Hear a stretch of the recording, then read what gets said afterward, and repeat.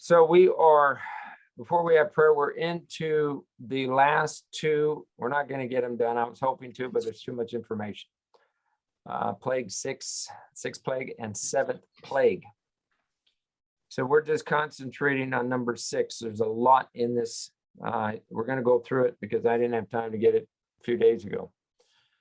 So we will do it this way, probably through the rest of chapter 16. We'll go over it all together. Let's have prayer and we will begin. Loving Father, thank you again for your goodness and your mercies to us as another week and back to winter weather. Strange, but we know we're living in strange times. And we're thankful for all the rain. Yeah, it's gotten, we've gotten a little bit, and maybe even Elena, so we praise you for that. Teach us tonight, we need the rain of your Spirit to open our minds, our hearts, to comprehend this very important subject, because we're dealing with the great controversy theme in this plague particularly, and number 7. So bless us with your presence. May holy angels be here and teach us now in Jesus' name. Amen. Okay, for the record, I'm going to bring this up on the screen. Ladies, let me know if that's not big enough. Can you read that, or do we need to make it bigger? Are that 2 pages only? 2, correct. Okay. I can keep it on the screen, or if you've got it all printed out. I got my papers. Okay, Dan, do you have yours printed? Okay. So let me just put this up for a minute. So we're dealing with a comparison between the 6th plague and the 6th trumpet. And then we'll get into this on the 2nd page. So that's what we have for our study tonight. Now, I will bring up, well, that will be later. I'll get to that. Okay. So the 6th plague. Let's go ahead and just, I think we're 3 or 4 verses. If we open our Bibles to Revelation 16, verse, 12, 13? And we'll just look at these verses. We're not going to we're mainly going to look at verse 12, and then we'll get into 13 on the 2nd page. It really goes through verse 16, and we'll see if we can get to that point tonight. So verse 12, and the 6th angel poured out his vial upon the great river Euphrates, and the water thereof was dried up, that the way of the kings of the east might be prepared. We'll just take one verse at a time. So on the lesson, there's much here for our contemplation and understanding as we look at this 6th plague. We actually behold the forces of evil gathering the whole world to this great battle. That's verse 16 of Armageddon. But before we jump into breaking the parts of this plague down, let's look at the comparison between the 6th trumpet and the 6th vial. This should be poured out. And then we'll have some questions in the discussion. So we have the 6th trumpet, a voice. I went back and looked at that again. There is similarities because they're both dealing with this great river Euphrates. A voice was heard out of the 4 horns of the golden altar before God, saying, loose 4 angels which are bound in the great river Euphrates. And the 4 angels were loosed. Now, if you recall, this is dealing under the Philadelphian Church. The call to come out of her, my people. We haven't gotten there yet. It's Revelation 18, though we've referenced it a number of times through our study of the book. Call for his people to come out of Babylon. 4th angel unites with the 3rd, Revelation 14. I have the asterisk there on the 1st asterisk for the great river Euphrates, the 4 angels being loosed.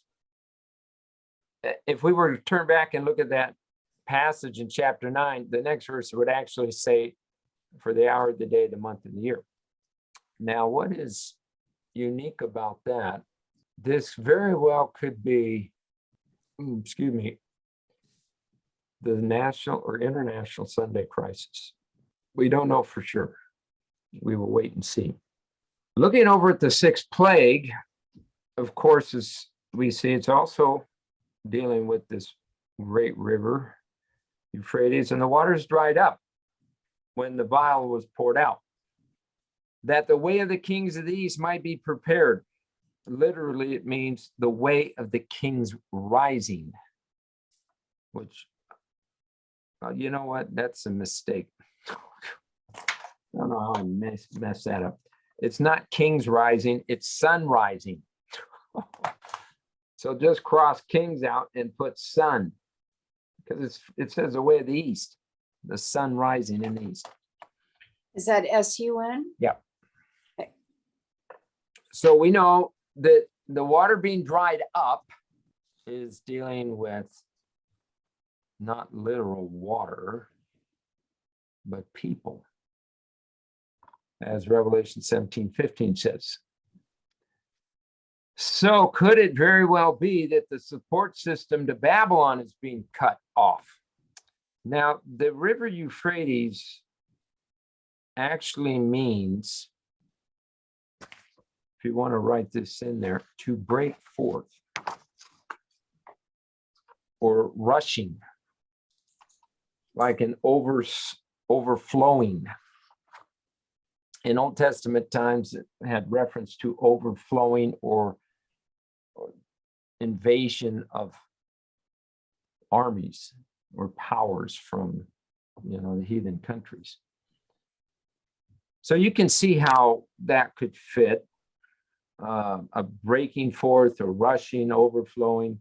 In a spiritual sense, if this is people, obviously, that are drying up the support system, the sea of humanity is no longer supporting the flow of support to Babylon. So the drying up of the Euphrates indicates the withdrawal of the world's support from Babylon. And just as we saw with the warning of the trumpet, the sixth trumpet, which signals the last call, come out of her, my people.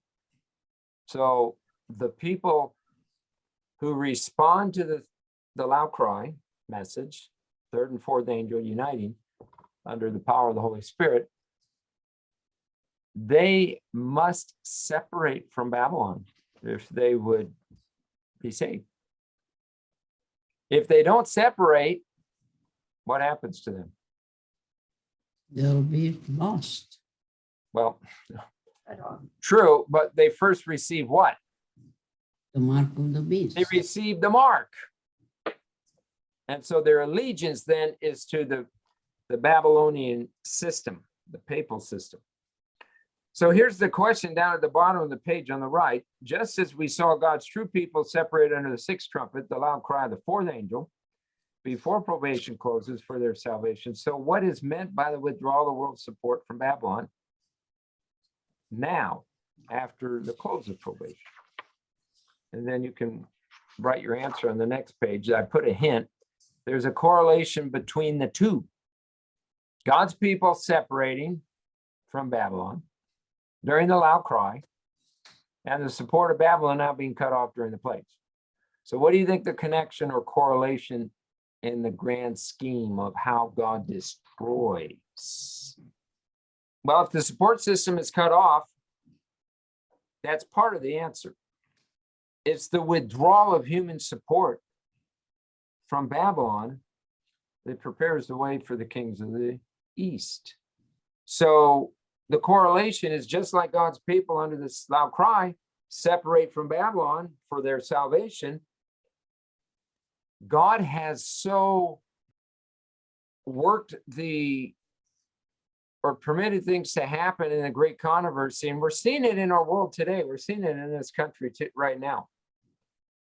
That as darkness is exposed, that good qualities, redeemable qualities in people, or let me back up, the qualities in human beings, even if there's no redeemable qualities in them that is left, but they don't like what's happening, to those in darkness, they can even separate. So at the time of after the close of probation, the world will be deceived. The message of righteousness has gone forth. Everybody's made decisions, but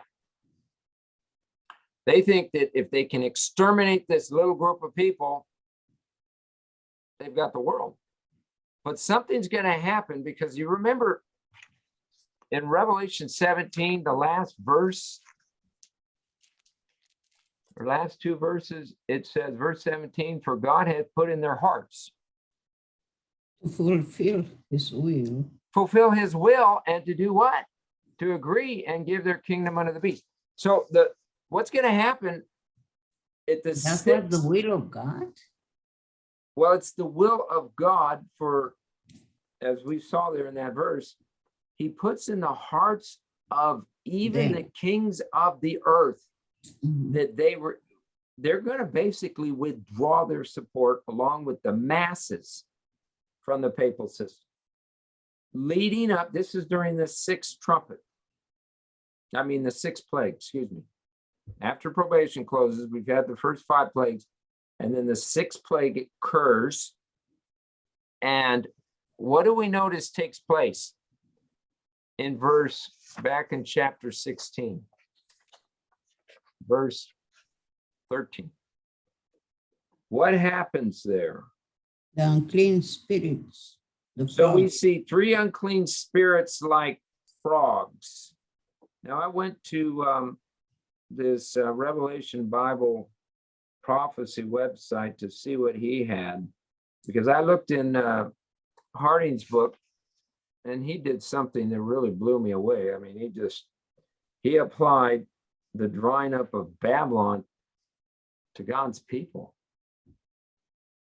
But that's why he did that, I don't know, because this is a violation of the context.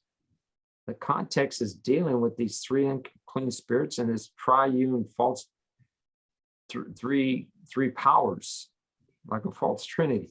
This has nothing to do with God's people here. Now let me bring this up. Instead of reading this to you here, we'll just go over this. Let me bring this up so we can all see it. So this is on here, let me get this down so you can see this. This is the website, Revelation Bible Prophecy. So I come down here to the 6th angel. And this is where I got some of my information from. He's got 12 points on the great battle of Armageddon. If you click this, it takes us, he goes, surprisingly enough, I think he goes to John Pauline's website, which is called the battle of Armageddon.com. And he's got a lot of information there. But we're dealing with the union of religious and political powers on earth that here, let me make this bigger if you can't see this. Maybe I can't make How it did you bigger. get to that? Huh? How did you get to that? Because I'm on that right now and I don't You just see. you go here Yeah, on the right side, you go down to the Revelation 16. 16. Mhm. And when you do that, this is what comes up. And then you just scroll down to the right text. And that's verse 12. I apologize that this is not big enough. I don't think, oh, wait, maybe here. Oh, there we go. Thank you, Lord. Is that helpful, Elena? We can go bigger. If you can go bigger. Bigger still? Yeah. I don't know, my eyes are. I know it's not as dark print. Maybe I can do this. This will help. That helps? No. No, makes it Leave it on worse. black Okay. and white is better. That's Right. okay. If you can print this page for us. Print it? Yeah, I'll make this available. Okay. I'll print this Okay. whole part out and then I'll Yeah. email it to you. Okay. That's good. Did you find it there, Dan? I did. I Okay, did. so For some reason, it just looks different there than it does here, but yeah, I've got it. the following are generally agreed on points of Armageddon. It is the last great battle of Earth's history, still future. It is the battle of that great day, verse 14.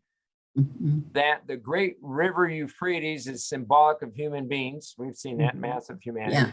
3 unclean spirits represents these powers. That he should have put paganism, spiritism. I would have put atheism, but He said, first, then the beast Maybe- is papacy and apostate Protestantism, false prophet. But that's fine. You got them all there. These 3 spirits constitute the agencies that will summon the nations to battle. Now, this is very important mhm. because why are they coming to battle? Well, it's the Battle of Armageddon, Yeah. which is not over there in Palestine. This is a supernatural, great controversy battle between the forces of good and evil. And he's going to bring some things up in a minute that it was more clear in my mind after reading this. The gathering agencies, these 3 unclean spirits, are religious in nature, and that the forces gathered are political and military. Mhm. Preparations for the battle take place under the 6th plague, but that the battle itself is fought under the 7th. Mhm. And I'll break that down. We won't get to the 7th tonight, but there's enough here in the 6th. But that's what's coming. In one phase, it will be a real battle between real people employing real weapons. Now, at first I was taken back by that statement, but the more I thought about it, and after you read through some of what he's got down the way here, Mhm. it does begin to make some sense. Yeah. There will be bloodshed on an unprecedented scale. Wow. Yeah. And I'll unpack that in a moment. All the nations of earth will be involved. Eventually, Christ and the armies of heaven intervene and bring the battle to a close. Living saints witness the battle, but they're not participants. 144,000 are going to be in caves, dungeons. We'll come back through some of this. Mhm. Notice it says to gather. Again, the threefold religious union secures the united action on the part of the political powers of the earth. For what purpose? Waging war on the remnant people of God. Mhm. The great day of God Almighty. That's the Battle of Armageddon. Then notice here. Let's get in. Maybe this is too far here. This is talking about the Battle of Armageddon. You can read that. It's also known some places have said the Battle of, or the Megiddo is Mhm. 2 words. One har, mountain. Armageddon. The other is valley or assembly. I've even heard it the mountain of slaughter, or the valley, the assembly here is talking about places of assembly, where the battle would be fought, or where battles in the Old Testament have been fought. But I was looking for, I don't see it here. It was something I read. Basically, they're talking about working of miracles. What's going to happen is the dividing time, they're going to prepare to make war against the people of God. But God is going to intervene. Just like you saw here, it says, eventually Christ and the armies of heaven intervene. Well, it's eventually is only a few days. Mhm. We don't know how much time between the 5th plague and the 6th. But if it's true that we're right here, somewhere right before the 7th plague, the 6th plague is hitting after probation closes. Then God speaks and delivers his people at the 7th plague. And he turns the wicked and all of these threefold union, Babylon, comprising of the dragon, beast, false prophet, and all the nations of the world are now running because God has intervened to deliver his people at the voice of God. That's verse 17. And then over however long, if it's 15 days or how many days, this is now from this point, from the voice of God right here, it's the destruction of Babylon occurring in here. I'll leave that up there. We might come back to it. So this is what's happening when Christ and his armies of heaven intervene.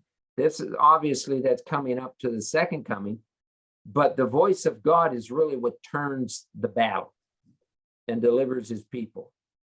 And that he said in here somewhere, notice it says the waters of the Euphrates, many waters, mystical Babylon sits, being the inhabitants of the earth, whom she makes drunk.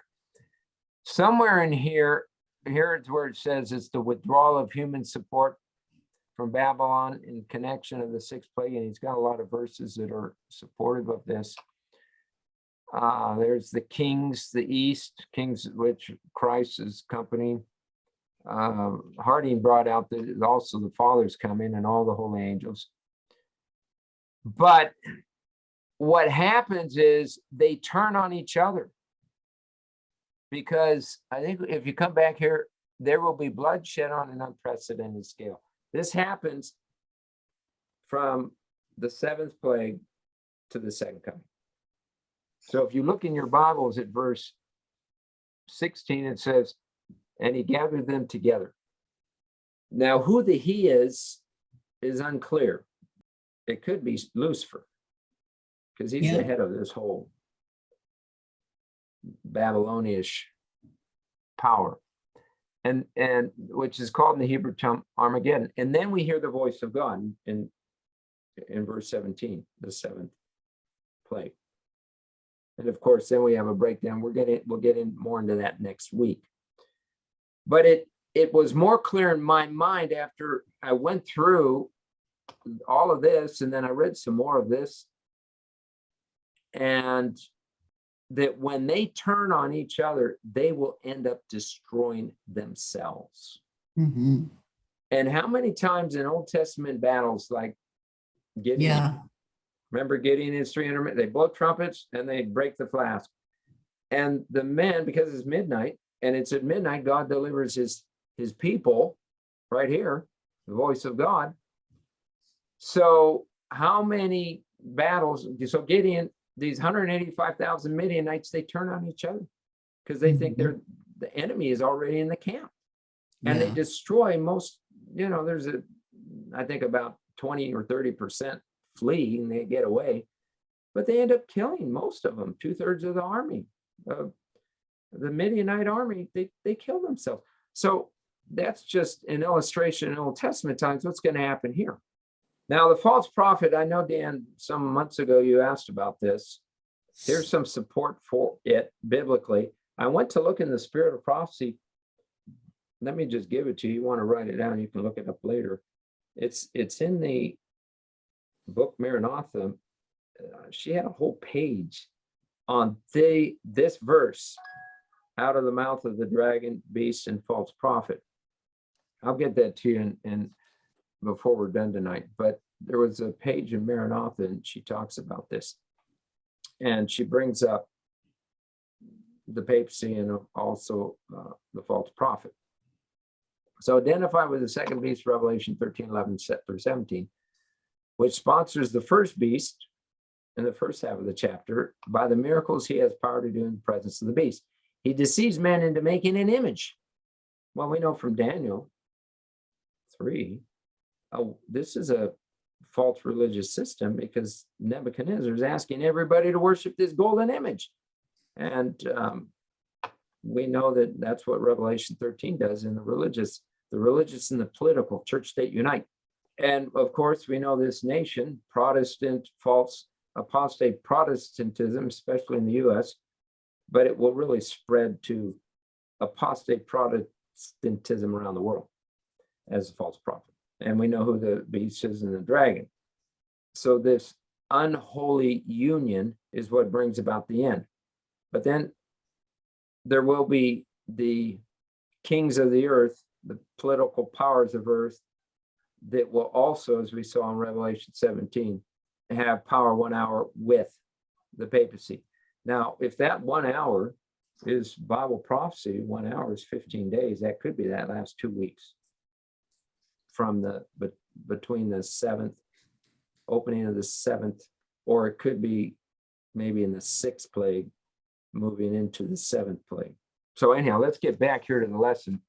So basically, what's the correlation or connection in the grand scheme of how God destroys? Well, God destroys by, just like we see the support system being withdrawn from Babylon. That's what's going to destroy Babylon. The people who are lost are going to see what has happened to this papal system. And it says the kings of the earth will turn on her. They will make her desolate, eat her flesh, and burn her with fire. That's that verse there. I think it's verse 16, chapter 17. It's not pleasant. And the support system will be cut off. And like I mentioned about Gideon, they're going to, and as it's set up here, they're going to turn on each other, and there's going to be an unprecedented bloodshed, bloodbath. Billions of people are going to die. This is also at the same time as we move into chapter 7, the seventh plague, we see this great earthquake. So the whole earth is going to be destroyed, the surface of the earth, with that great earthquake. And that's, we'll get into that more next week. So we look here, and I saw 3 unclean spirits like frogs come out of the mouth of the dragon, the beast, and the false prophet. What are these players? Well, you know, we've been talking about it. We just giving the answer, but you can go here. He's got them right here. The dragon. Well, we know who the dragon is. Here's the verse for the dragon. These 2 verses. He said that spiritism as paganism, it's really atheism, because you remember in chapter 11, which deals with the French Revolution, which was a symbol of Egypt. And Pharaoh said, "Who is Jehovah? I don't know him." And I think Great Controversy, Ellen White clearly says, he's of all the heathen nations that have existed, he's the one that stands out the most as defiant against the God of heaven, the Pharaoh. Symbol of atheism, just like French. We see what happened in France throughout the Bible. We don't need God. You know, we'll put a woman on the horse, and goddess of reason, we'll bow down and worship her. Well, we know what happened to France in 3 years. It got so bad that they had to bring the Bible back because it was such a lawless country now. And she said the principle of the French Revolution will be worldwide in the last days. Do we not see it? Oh, yeah. It's Here, the word. Yeah. It's everywhere. So the beast, we know who that is. There are the verses for that, and the false prophet. So you can write that in and put that in your notes so you have it there. I do want to look at this just for a moment. Verse 14. For it says that these 3 powers are who? The spirits of devils. So I really believe that Satan has high-level generals that are in charge of, well, he's the dragon, but he probably sends a general to be, that he's got many demons under him, like a military rank, you know, lieutenants and colonels, all the way up captains to the general, over the beast and over the false prophet. So, because listen, Satan doesn't know any better. He's going to do everything as a copycat. There's ranking in heaven. Mary and I are going through the book Story of Redemption. And we read the account of Lucifer's rebellion. So you have lower angels in heaven, and you've got the higher angels. And of course, Lucifer was the highest. So you have a ranking. So Satan's false or evil angels are organized in the same pattern, just like our militaries, the militaries of the world. So I really believe these spirits, verse 14, they are the spirits of devils. So you've got these high-level spirits, and they have lower-level demons that go forth into, what does it say? They to perform miracles. Now that's happening as we're speaking. We are living just on the natural level. We're not even talking the supernatural level yet. But look what's happening in our political structure in this country. We have truly a war of ideology. You've got one side believing this and one side believing that. And you think, wait a minute, these are supposed to be rational human beings. How come we cannot come together on what's basic? It's because the spirits of devils have gone forth to deceive. And the majority on one side are in darkness ideologically, because they're lining up with the principles of the dragon. You know, there's a text in Isaiah that says, in the last days, we will have light for darkness and darkness for light. Mhm. We're there. Mary and I hear it every day when we listen to some of these talk shows. We're thinking, is it an agenda? Well, yeah, it's an agenda. But when you start telling lies enough, you believe the lies. Well, that's what these spirits are doing. And they go forth unto the kings of the earth. Now, this is, of course, at the time of the end, you know, leading up to close of probation. And we can expect things only to get worse. They may appear to improve for a while. If we have a change in our government in November and the Congress switches sides to a large degree, we may see an improvement. But at some point, this is going to become a reality. We don't know what is going to trigger what, but we know that church and state will be the factors that bring about the image of the beast. And once I just read the statement there just this morning. I have to look that up. It's in Maranatha on the subject of just putting in, you just type in these 3 unclean spirits and it will come up. But she says, when this nation passes Sunday law, unites church state, and the supreme law of the land becomes Sunday keeping, God separates himself from this nation as a favored nation, and financial ruin will come quickly. Now, we don't know how close we are to that. Mary and I were just hearing some things today that are very alarming. You know, every day there's news about what's happening in Switzerland in 2 weeks. Our president might sell the country out Mhm. to the World Health Organization. Yeah. And we lose our sovereignty as a nation. That means who is in charge of what happens on a grand scale. Talk about the higher. This is serious. So we need to obviously be praying about that. I don't think it's time, but Ellen White at the time of the 1888 crisis, and a lot of this she was writing because it was imminent. They were talking about a Sunday bill in Congress, and if it happened then, we would never have seen the light of day. We never would have gotten into the 20th century. But God says, I can't allow the end to come because my people aren't ready. The leadership didn't accept the message, and there was confusion in the camp. And so he used A.T. Jones to put this thing off another 100+ years. And here we are. But it's coming. It's coming. I mean, this nation is already speaking like a dragon. Revelation 13:11. The lamb-like beast is speaking like a dragon, but it's doing it from a civil, the civil law, the civil order, not the religious order. The religious order is when it becomes Sunday law. But we're not there yet, thank the Lord, because his people aren't ready for this. So what a privilege we have to be studying this. Now, I've been doing most of the talking. Ladies, do you have any questions? No questions. Too many. Was it that straightforward? No, so I'm just curious to go back to the dragon, the beast, and the false prophet. So if I remember correctly, the false prophet is the United States. Was that it? Protestant church. What you would want to do for a false prophet, you got the text there on the screen. Yeah. The false prophet, I've always understood it as US/apostate Protestantism. Let me read you this statement, see if I can bring this thing up. It's Maranatha, page 190. Okay, thank you. She quotes the passage, Revelation 16, 13, 14.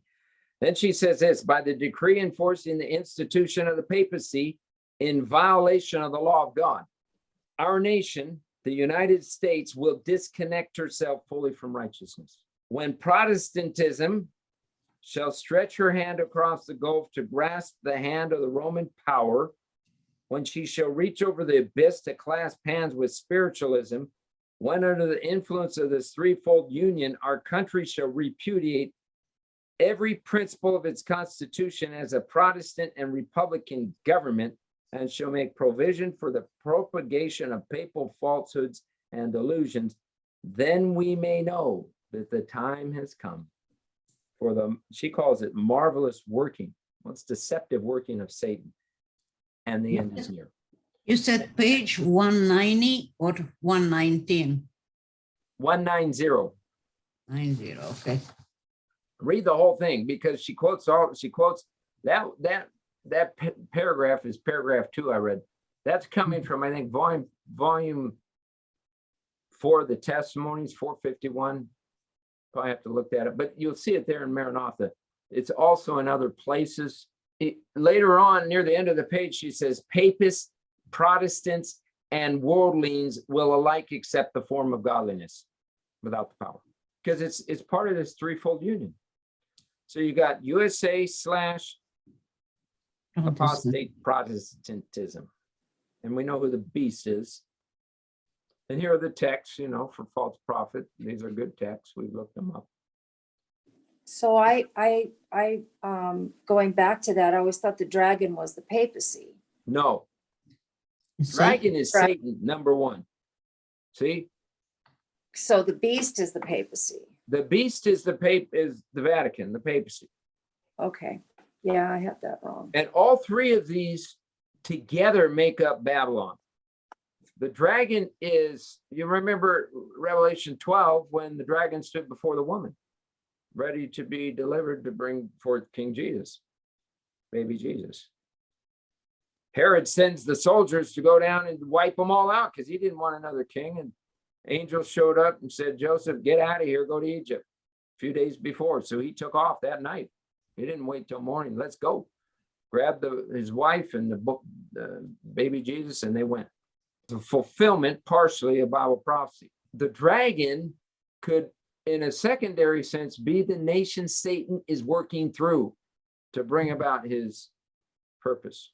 In a primary sense, Revelation 12:7, there was war in heaven. Michael and his angels fought against the dragon. So the dragon is Satan, primary sense. Secondary sense, it is the governments on earth the devil is working through at the time. Now, for years, many, many years, Mary and I have heard, and you ladies may have heard this too, the text there, working miracles. Miracles from the viewpoint of authenticating the claims of power and authority of the person performing them.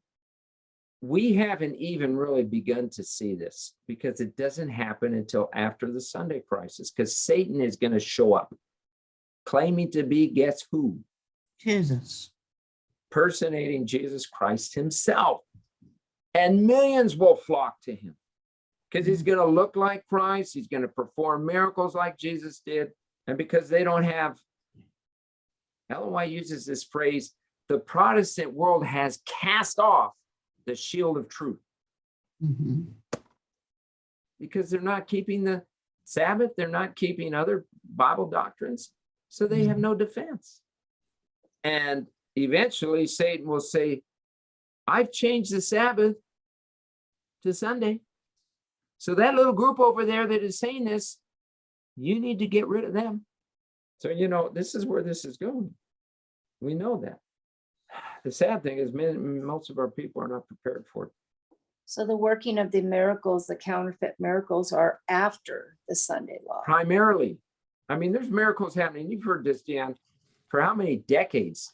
In the evangelical churches, they go to these prayer where the healing services, where they bring them down front and they hit them on the head and they fall slain in the spirit.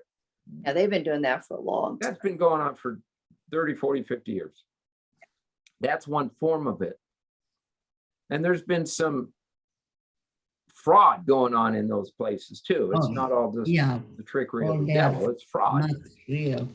That's going to continue. But we're going to see, Ellen White says, Satan will use raw power. It's not sleight of hand. It's not magic. He actually has power. And the only way that I think he can do that is through his demons.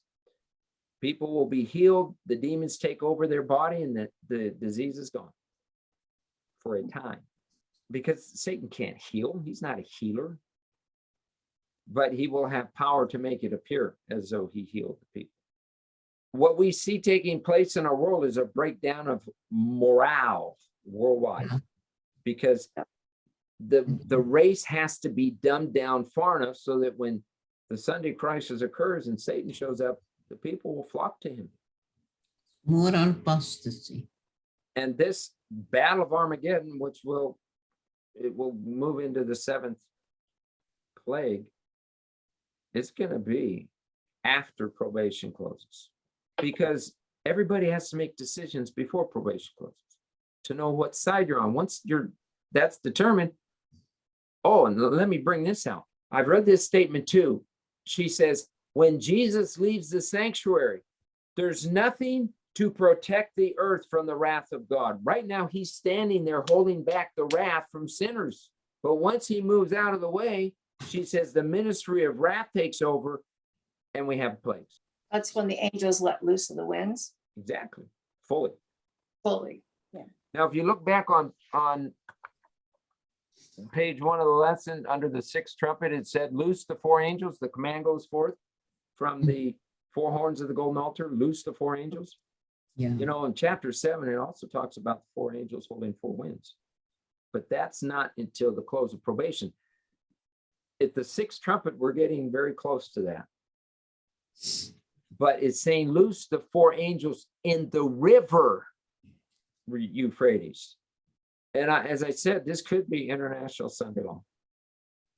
Because once that happens, we already saw under the first woe, the fifth trumpet, all these, what is it? The abyss is open and all this darkness comes out of the abyss. Yeah. I think we're living through that right now. Something has happened in the last year. Well, it's been over probably the last 4 or 5 years, but especially in the last year and a half, that darkness is covering this earth like we've never seen. And Satan is using it through the political structures of the nations, including ours, to bring about laws that are ungodly. Look what's happening on our southern border. We have never seen an invasion of 500,000 people a month going forward. I mean, there are already 2 or 3 million more people in this country in the last 15 months. How long is that going to be sustained? Will be taken over completely. We will. You know, you cannot have a country without borders, but the whole plan is to destroy this country from within, and the devil is winning. Yeah. But there's going to be a change because God has many millions of people in this country that know we got to make America great. Now, they don't know what we know, but it's going to lead up to the Sunday crisis. Yes. Once America is on the ascendancy again, as I told my wife the other day, I really believe if we can get from here to November, then going into next year, somebody along the road is going to say, the way we can prevent these globalists from taking over our country again, we get God back in the government. Mm-hmm. If we get God back in the government, this will prevent this. God's blessing will be back in this country. And we know you get God back in the government through the legislative process. We're here. Now we have church-state union. And that will bring about Sunday crisis. How long that's going to take, only God knows. Could be next year, could be the year after.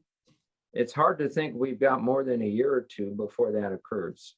If we even can make it to November. We don't know what Mary and I just heard today. The powers that be are planning for another COVID attack, but a different pandemic, not, the same.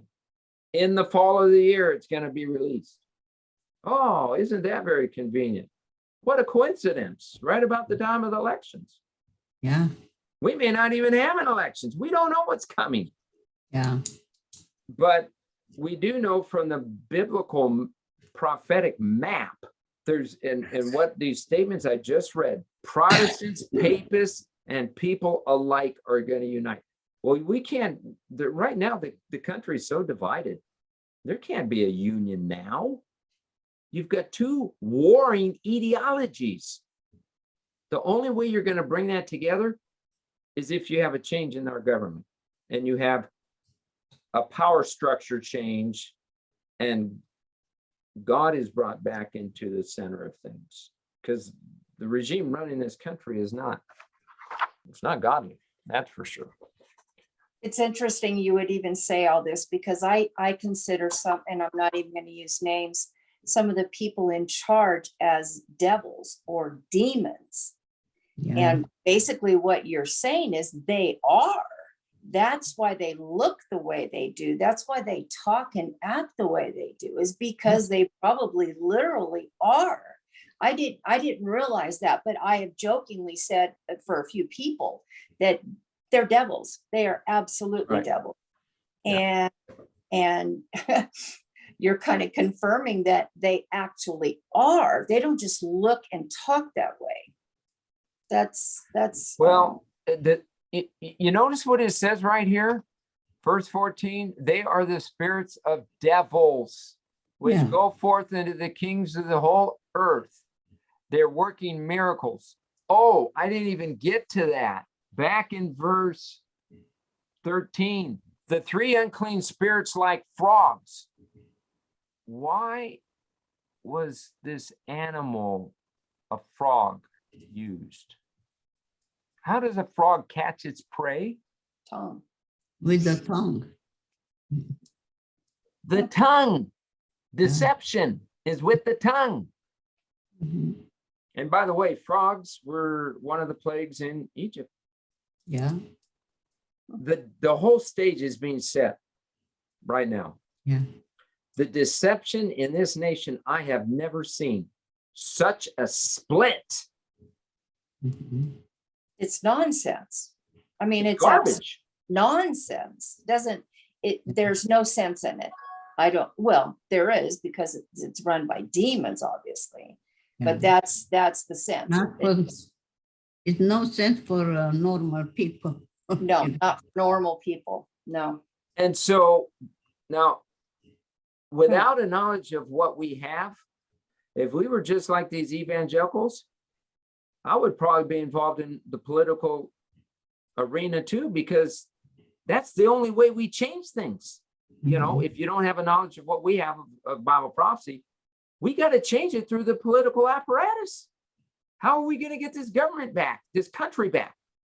And that's why many Christians are running for office at every level, from school boards all the way up to Congress, because that's they feel their only hope. But once you get them in office, Yeah. They will. All the way back. do they have the ability to run government with the mindset that they have? Because many of these people, we just heard the other day, Mary and I heard the theme in Texas: God, guns, and family. Yeah. So, you know, you can see you get a mix like this in Washington. And at first it might be a breath of fresh air, because now you have some rational people who can make right decisions that are at least Christian. But where is that going to go? We know where it's going. It's going here. The final setting up of the image of the beast. And now we haven't even talked about disasters. You know, this year has not, even since Biden took office, we really haven't seen much disasters in America. They've been elsewhere in other countries, but I mean, we've got the usual tornadoes and we got, you know, strange weather and this and that. But we haven't had on the West Coast major earthquake in more than 30 years. Volcano. Volcanoes, it's coming. It's just not yet. Yeah, but the fire that we had last year. Yeah. True. Fires. The Dixie true. fire was horrible. The fires, And so was Oregon. They had that really, really bad one. correct. So I think the fires have intensified. And they have. We all gone through Camp Fire. We know what that's like. That was unprecedented. Yeah. And then the year or two before, Santa Rosa burned down. Okay, I grant you. But I'm talking about entire cities like San Francisco and Vegas and Chicago going up in smoke. That's coming. It may not happen until, I don't know yet the timing, because Ellen White gives conflicting information. Some may happen before, Sunday crisis, some may have after. But it's coming. It's coming. Because she does say there will the push for a Sunday law will come from the people, the populace, not the government. It's going to come from grassroots, just like we see this mega movement. So it very well could be, it will come from the grassroots, because not just the moral caliber is gone in this country, but there's disasters that are intensifying nationwide. This is not the most pleasant subject to study. Very But sobering. it's very sobering. We know this, much of it. I didn't even get to verse 15. We're going to do that next week. But I will bring up this. I wanted to bring up this, and I'm only going to spend a minute on it. I put this together some time ago.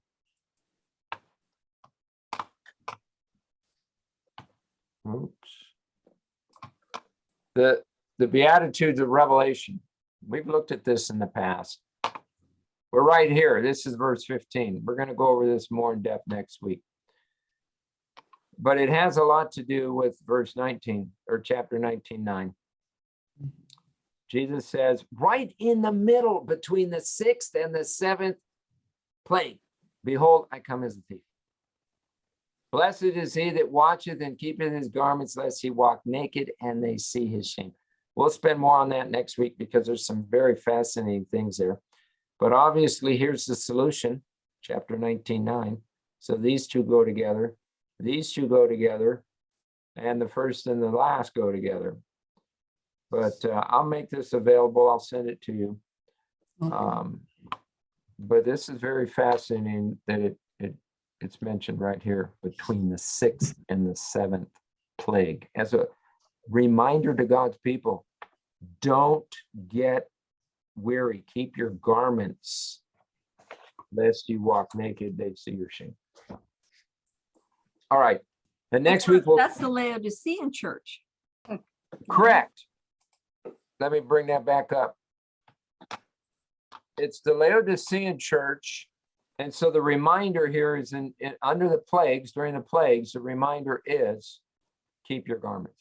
Yeah, verse 18, I think 3:18, yeah. 3:18. Yeah. So you can, well, you don't have it, but make a note of it. Once you get this, you can print it out and write under here. This goes hand in hand with Revelation 3:18. Remember, there's 7 blessings. And before we're done with the book, we're gonna do a highlight on all of this. It's very exciting. You can preach the gospel just from these 7 blessings. It's tremendous. And it's all here in 7 verses in the book. And like I said down here, they all are summarized in the 7th. They're all summarized. Blessed are all they that do his commandments, that they may have right to the tree of life and enter in through the gates of the sea. I'll send this to you, ladies, so you can have it. Okay. Okay, let me close this out.